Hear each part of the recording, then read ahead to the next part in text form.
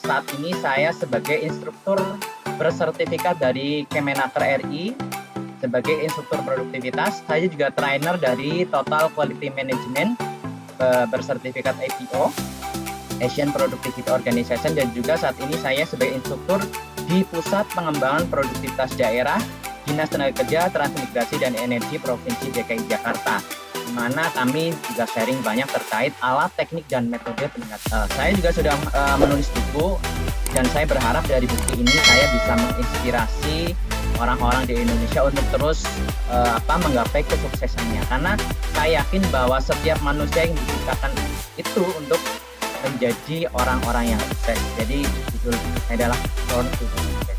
Langsung kita ke pertanyaan Bapak Ibu. Bagaimana caranya kita pribadi maupun sebagai pegawai ataupun mungkin sebagai entrepreneur atau sebagai pelaku UKM untuk memberikan kontribusi yang nyata untuk negara tercinta ini Bapak Ibu.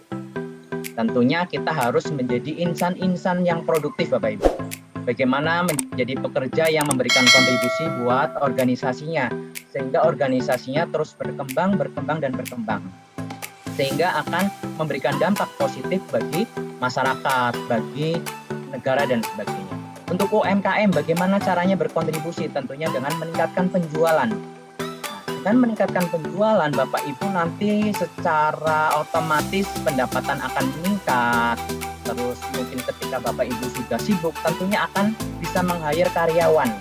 Kalau UMKM itu biasanya ditangani oleh pribadi, dan Bapak Ibu terus naik kelas, terus scale up, itu nanti akan membutuhkan tenaga kerja. Bapak Ibu saat itulah menjadikan solusi bagaimana mengentaskan kemiskinan di Indonesia, tentunya dengan mengurangi pengangguran yang ada di Indonesia. Ada banyak pertanyaan yang ingin saya sampaikan kepada Bapak Ibu sekalian. Yang pertama, yang ini adalah pertanyaan perlu kita jawab bareng-bareng sebagai insan produktivitas. Yang pertama, mengapa ada negara-negara maju seperti Jepang, Korea Selatan yang secara sumber daya alam itu tidak banyak, tapi mereka mampu menjadi negara maju, Bapak Ibu. Sedangkan kita Indonesia punya sumber daya alam yang melimpah. Yang keduanya pertanyaannya adalah, jadi ada pertanyaan yang pertama, mengapa ada negara-negara maju padahal tidak punya sumber daya alam yang melimpah seperti Indonesia, Bapak. Yang keduanya, mengapa ada perusahaan-perusahaan yang umurnya lebih dari 100 tahun. Padahal UMKM kita buat bertahan 5 tahun pun kadang-kadang kesulitan. Yang ketiga, mengapa ada perusahaan berkelas dunia, Bapak Ibu? Seperti Toyota, Daihatsu, apalagi HP, Apple, Microsoft, dan sebagainya. Dan itu notabene adalah perusahaan di luar negeri. Nah, di Indonesia bagaimana, Bapak Ibu? Tentunya sudah ada, tapi belum begitu banyak ya. Jadi kita nanti dengan productivity nanti bisa mendorong perusahaan-perusahaan kita UMKM terus naik. Yang keempat adalah bagaimana warga negara kita menjadi tuan di negeri sendiri, Bapak Ibu. Di mana kita sekarang ketahui bahwa produk-produk kita dibanjiri oleh produk-produk luar negeri. Nah, bagaimana produk-produk UMKM ini itu bisa merajai pasar di Indonesia. Yang kelima, bagaimana caranya Jepang membawa industrinya lebih harum dari Gunung Fujiyama, Bapak Ibu. Yang keenam adalah bagaimana bonus demografi yang katanya nanti 2030 itu Indonesia sangat menikmati bonus demografi ini. Sumber daya alam yang SDM yang cukup banyak, melimpah, itu bisa menjadi anugerah, Bapak Ibu, bagi rakyat Indonesia, bukan nanti menjadi beban. Nah, nanti bisa jadi pengangguran, ini nanti akan menjadi beban bagi kita. Pertanyaan selanjutnya seperti yang tadi saya sebutkan, apa sih resep umur panjang organisasi di era pengetahuan ini? Di mana kita ketahui ada sebuah data yang saya ambil data ini dari sebuah buku berjudul Knowledge Management, Bapak Ibu. Ada 40% dari semua perusahaan yang baru didirikan umurnya itu kurang dari 10 tahun, Bapak Ibu. Seperti UMKM kita punya UMKM lebih dari 200.000. Nah, bagaimana UMKM ini bisa bertahan sampai 10 tahun, 20 tahun, 30 tahun, bahkan nanti sampai 10 tahun bisa diwariskan ke anak kita. Tapi di sisi lain banyak perusahaan-perusahaan di luar negeri sana yang umurnya panjang-panjang, Bapak Ibu. Ada Stora dari Swedia umurnya 800 tahun. Ya. Ada Sumitomo di Jepang 400 tahun. Ada DuPont ada di Amerika umurnya 195 tahun. Ada Toyota di Jepang umurnya sampai lebih dari 100 tahun. Nah, ini bagaimana? Rahasianya apa sih? Nah, rahasianya adalah produktivitas, Bapak Ibu. Jadi rahasianya salah satunya adalah menerapkan salah satu alat teknik dan metode peningkatan produktivitas yang disebut knowledge management. Bagaimana manajemen ilmu pengetahuan ini bisa di-sharing kepada seluruh tim, ke seluruh karyawannya, sehingga semuanya pintar, semuanya mendukung pimpinan untuk mencapai tujuannya. Ini pertanyaan selanjutnya adalah bagaimana agar bisnisnya para pelaku UMKM ini sustainable, bisa terus meningkat dari perusahaan yang mikro menjadi kecil, kecil menjadi menengah, menengah menjadi besar. Nah, oleh karena itu kita perlu punya motivasi bahwa kita itu nggak jauh beda dengan petani, Bapak. Gimana petani itu kalau nggak sayang sawahnya, ada tikus masuk, ada gulma, ada hama-hama, itu mereka nggak peduli. Akhirnya petani ini bangkrut karena tidak panen. Sama seperti kita pelaku UKM, kalau tidak peduli dengan bisnisnya, maka akan bisa jadi gagal panen, gagal mendapatkan profit. Akhirnya ketika nggak dapat profit, UMKM-nya gulung tikar, Bapak Ibu, bangkrut gitu ya. Jadi solusinya adalah bagaimana kita harus mengetahui posisi kita saat ini ada di posisi mana. Nah, kalau Bapak Ibu ingin naik kelas dari usaha mikro menjadi kecil, maka Bapak Ibu harus mengetahui posisinya ada di mana. Jadi current condition-nya itu Bapak Ibu harus tahu nih, kalau saya saat ini menjadi perusahaan mikro, bagaimana nanti aku harus menjadi perusahaan kecil. Setelah kecil bagaimana menjadi perusahaan menengah. Setelah menjadi menengah bagaimana menjadi besar. Maka ada kriteria-kriterianya nih Bapak Ibu. Nah, di produktivitas hal ini diajarkan Bapak Ibu. Selanjutnya adalah bagaimana kita memberikan added value atau nilai tambah, di mana produk-produk UMKM ini harus diberikan nilai tambah. Yang tadinya harganya murah diberikan nilai tambah, nanti akan menjadi harganya mahal. Seperti kopi Bapak Ibu. Kopi kalau kita beli di petani 1 kilonya mungkin 30.000, 40.000 Bapak Ibu. Setelah di packing saset menjadi kopi luwak, kopi ABC dan kopi-kopi lainnya, harganya naik menjadi 3.000 per pieces, per saset. Tapi kalau dijual lagi sama penjual asongan yang pakai sepeda tanpa merek dan sebagainya, harganya naik lagi menjadi 5.000 atau 10.000. Tapi kalau kopi sudah diberikan merek seperti Starbucks, Jiwa, harganya naik lagi menjadi 40-an ribu Bapak Ibu. Artinya di sini apa? Artinya setiap barang atau kita manusia kalau kita diberikan nilai tambah berbentuk mungkin knowledge, bentuk branding, bentuk packaging yang bagus, harganya akan naik Bapak. Seperti produknya Bapak Ibu. Nah, kemarin saya ikut webinar yang bagaimana kemasan memberikan nilai tambah. Ya, ini salah satunya adalah memberikan nilai tambah. Ini sama seperti tadi konsepnya added value, dari rotan menjadi rotan yang tadi dari hutan dibersihkan, akhirnya menjadi rotan yang siap anyam, akhirnya dianyam menjadi kursi dan furniture, lalu dijual di Informa atau di ASEHAT, mohon maaf menyebut merek ya, nggak apa-apa ya, tapi harganya nanti akan naik lagi Bapak Ibu. Jadi artinya apa? Barang itu di Indonesia itu banyak sekali sumber daya alam yang bisa kita olah Bapak Ibu, untuk menjadikan kita orang-orang yang makmur kehidupannya, yang menjadi orang-orang yang secara pendapatan itu akan meningkat. Pertanyaan selanjutnya adalah mengapa kita perlu produktivitas Bapak Ibu?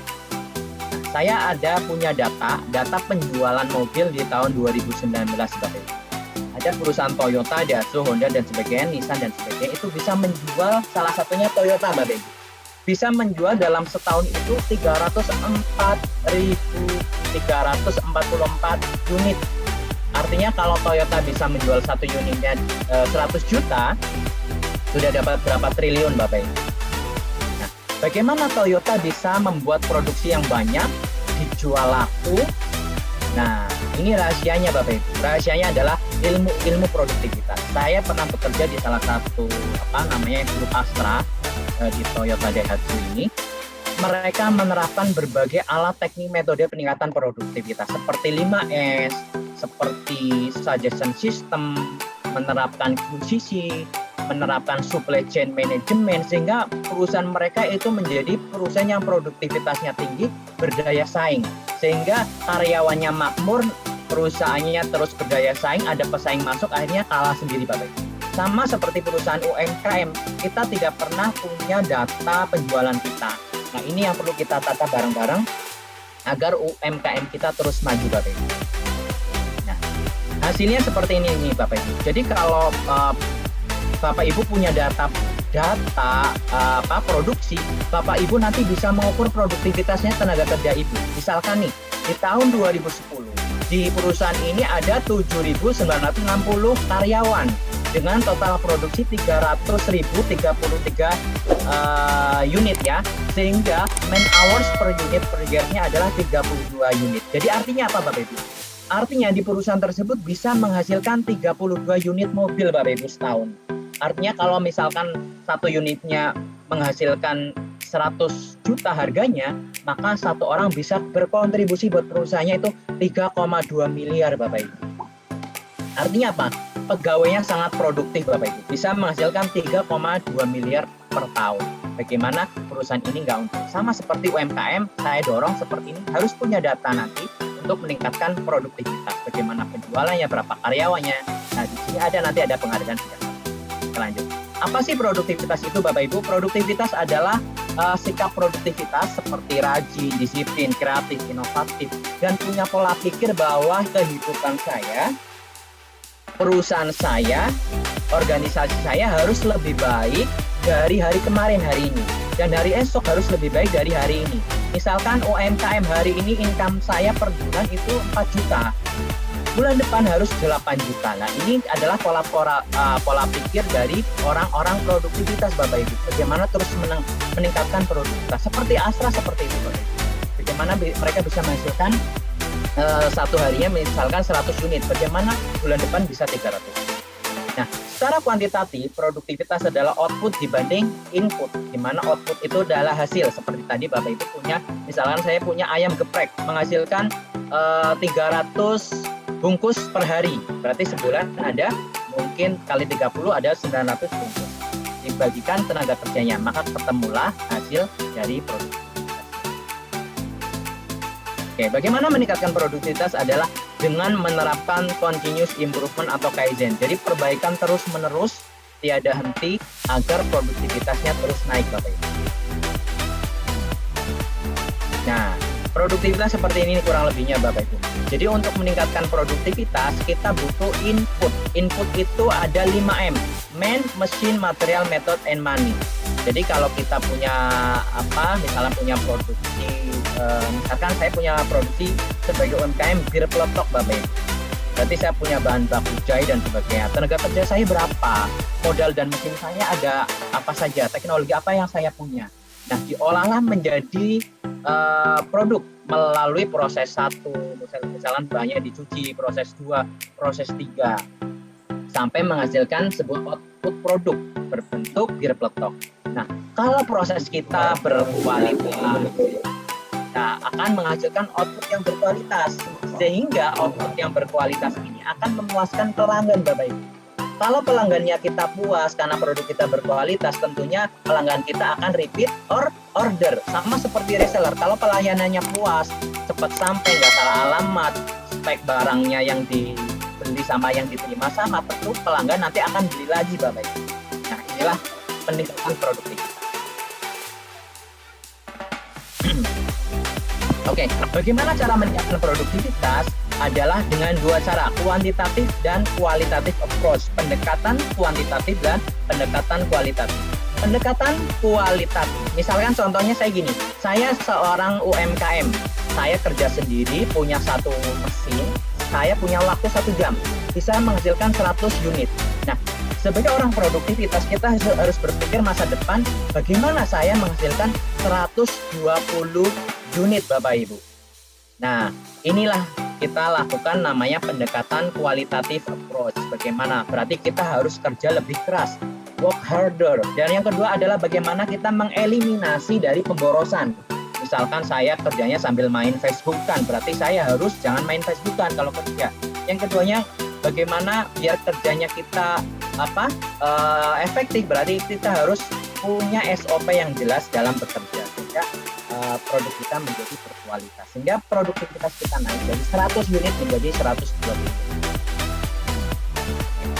Selanjutnya ini contoh bagaimana menghitung produktivitas ya, saya skip biar cepat karena waktunya 2 menit. Nah, ini bagaimana cara meningkatkan produktivitas. ada kita harus memberikan produk innovation, market, market dan sebagainya. Ini nanti kalau bisa dokumentasi. Mohon di mute ya Bapak Ibu ya. Selanjutnya adalah bagaimana posisi produktivitas tenaga kerja kita di level Asia Pasifik Bapak Ibu. Kita masih kalah dengan Singapura, Malaysia, Thailand. Produktivitas tenaga kerjanya lebih tinggi dibandingkan kita. Kita masih 29,04 US dollar per tahun atau sekitar 81 jutaan per tahun. Artinya apa? Kita tenaga kerja kita baru bisa menghasilkan setahunnya adalah 81 jutaan Bapak Ibu. Nah, di Singapura sudah tinggi banget nih Bapak Ibu. Sehingga mereka sangat produktif. Kita masih kalah Singapura, Hong Kong, Taiwan, Jepang, Korea Selatan, Malaysia, Sri Lanka, Thailand, Cina, daratan dan sebagainya. Nah, inilah potret produktivitas kita di Indonesia. Ada 8 provinsi yang rata-rata produktivitasnya itu lebih tinggi dari rata-rata nasional. Ada Jambi, Papua, Papua Barat, Riau, Kalimantan, Kepulauan Riau, Kalimantan Timur, DKI Jakarta. Nah, bagaimana caranya yang masih rendah ini kita tingkatkan Bapak Ibu? Salah satunya adalah kita hari ini melakukan webinar. Bagaimana orang-orang di luar provinsi ini bisa mengetahui apa yang kita sampaikan sehingga mereka termotivasi untuk meningkatkan produktivitas. Nah, ada 4 elemen yang katanya apabila 4 elemen ini produktif maka Indonesia akan menjadi negara maju Bapak Ibu. Ada siapa aja? Ada pemerintah, dunia usaha, masyarakat, dan dunia pendidikan. Kalau 4 elemen ini sama-sama produktif, pemerintahnya juga support UMKM, dunia usahanya produktif, banyak menyerap tenaga kerja, masyarakatnya rajin-rajin, punya produk, tidak konsumtif, dunia pendidikannya juga support UMKM, bagaimana tesis, bagaimana skripsi mereka bisa diimplementasi di UMKM, tentunya hal ini akan menjadi kolaborasinya sangat baik sehingga akan meningkatkan produktivitas. Keempat elemen ini kita sebut namanya quadruple helix. Jadi quadruple helix apabila produktivitasnya bagus, maka negara kita juga pasti akan menjadi negara yang maju. Nah, bagaimana meningkatkan produktivitas? Nah, produktivitas yang rendah atau low productivity dari pemerintahan, swasta, masyarakat maupun akademisi bisa kita tingkatkan Bapak Ibu menjadi produktivitas yang tinggi Bapak Ibu. Nah, produktivitas yang tinggi ini ditentukan dengan menerapkan berbagai alat teknik metode peningkatan produktivitas seperti 5S, Industrial Engineering, SS, Kaizen, QCC, TQC, TQM, Just in Time, Balance Scorecard, dan lain sebagainya yang dikenal kita sebagai alat teknik dan metode peningkatan produktivitas oleh organisasi yang fokus terhadap peningkatan produktivitas seperti LPN, Direktorat Bina Produktivitas, BPPP, BPPD, dan sebagainya. Dengan apa? Dengan kita menyampaikan budaya produktif, etos kerja, sistem manajemen yang bagus, dan pengembangan sumber daya manusia. Sehingga akan terus meningkatkan produktivitas. Jadi produktivitas itu bisa kita tingkatkan nih, bagaimana UMKM ini terus meningkatkan produktivitas. Nah, siapa saja yang fokus terhadap peningkatan produktivitas Bapak Ibu? Yang pertama ada Direktorat Bina Produktivitas. Ini timnya Bapak Direktur nih, ada Mbak Febi, ada Bu Dewi, dan seluruhnya adalah orang-orang yang sangat fokus bagaimana membantu UMKM untuk terus meningkatkan produktivitasnya. Yang keduanya ada Lembaga Produktivitas Nasional nih Bapak Ibu. Yang ketiganya ada Balai Peningkatan Produktivitas Daerah atau BPPD, seperti kami di Pusat Pengembangan Produktivitas Daerah atau P3D di Senapetraan Provinsi DKI Jakarta. Nah, yang keempat ada APO, Asian Productivity Organization. Di Malaysia ada, di Thailand ada, di China ada, di Jepang juga ada, di Indonesia juga ada. Jadi ingat ya, Direktorat Bina Produktivitas. Nah, kegiatannya apa saja Bapak Ibu? Direktorat Bina Produktivitas adalah kita melakukan strategi AIM, Awareness, Improvement, Maintenance ya, yang nanti kita skip aja nih. Kegiatannya apa saja sih Bapak Ibu? Nah, ada peningkatan awareness produktivitas. Seperti hari ini ada kita melakukan webinar sehingga Bapak Ibu paham apa itu produktivitas. Kita juga membuat pamflet, bikin buku panduan dan sebagainya. Bikin pengukuran produktivitas. Ada juga bikin pelatihan-pelatihan peningkatan produktivitas seperti Green Productivity dan sebagainya. Dan ada juga kita memberikan penghargaan nih Bapak Ibu para makarya sidakarya. Jadi nanti kalau Bapak Ibu UMKM ingin dapat penghargaan produktivitas, maka daftar saja penghargaan sidakarya para makarya. Dan hari ini kita bikin webinar untuk meningkatkan produktivitas. Kita juga bikin website ya, nanti Bapak Ibu bisa akses. Kita juga menjadi anggota IPO. Dan manfaatnya apa saja Bapak Ibu? Oke, kita ke mikro saja Bapak Ibu. Mengapa kita harus produktif para ibu UMKM? Yang pertama adalah kalau Bapak Ibu produktif, maka akan memperkuat daya saing perusahaan. Sehingga kalau daya saingnya bagus, maka produknya Ibu akan terus bagus. Sehingga akan melestarikan dan perkembangan perusahaan. Bapak Ibu usahanya jadi tahan lama Bapak Ibu, bisa sustainable. Sehingga akan mendorong terciptanya perluasan lapangan kerja. Bagi individu seperti ini, fokusnya ke apa saja? PQC di SME ya Bapak Ibu ya. Peningkatan produktivitas, meningkatkan produksi, meningkatkan kualitas, mengurangi biaya, pencerahan, delivery, keselamatan moral dan lingkungan. Nah, ini adalah beberapa budaya yang bisa kita ambil dari kita menerapkan 5S. Seperti karena kita menerapkan 5S, jadi ringkas, rapi, resik, rawat, dan rajin. Ini contoh-contohnya Bapak Ibu. Ini di Toyota, di sana ada, mereka bisa menerapkan SS. Ada 700.000 ide perbaikan yang diimplementasikan, sehingga Toyota hari ini lebih ada di 100 negara Bapak Ibu. Nah, Bapak Ibu UMKM, kalau yang ingin seperti Toyota, coba terapkan alat teknik dan metode peningkatan produktivitas. Seperti 5S seperti ini Bapak Ibu. Nah, ini contoh 5S. Nah, tadinya kondisinya sebelum 5S seperti ini, setelah 5S jadi rapi Bapak Ibu. Tadinya seperti ini menjadi rapi. Tadinya seperti ini menjadi rapi. Nah, sebagai penutup, saya punya quote nih Bapak Ibu. Orang sakit itu obatnya dari tenaga medis. Tetapi kalau perusahaan sakit atau UMKM sakit nggak menguntungkan, itu obatnya adalah produktivitas. Dan quote yang kedua saya ambil dari Al-Quran ya. Kita tidak akan berubah Bapak Ibu kalau kita tidak merubah keadaan yang ada di diri kita. Innallaha la yughayyiru ma biqaumin hatta yughayyiru ma bi anfusihim. Jadi kalau Indonesia ingin berubah, kita manusia-manusianya harus berubah menjadi orang-orang produktif, menjadi orang yang lebih baik dari hari ini. Itu saja Bapak Ibu. Mohon maaf kalau kurang mendetail. Terima kasih Bu Dr. Dewi yang sudah mengingatkan. Salam produktivitas, kita Indonesia, kita produktif. Terima kasih. Wassalamualaikum warahmatullahi wabarakatuh.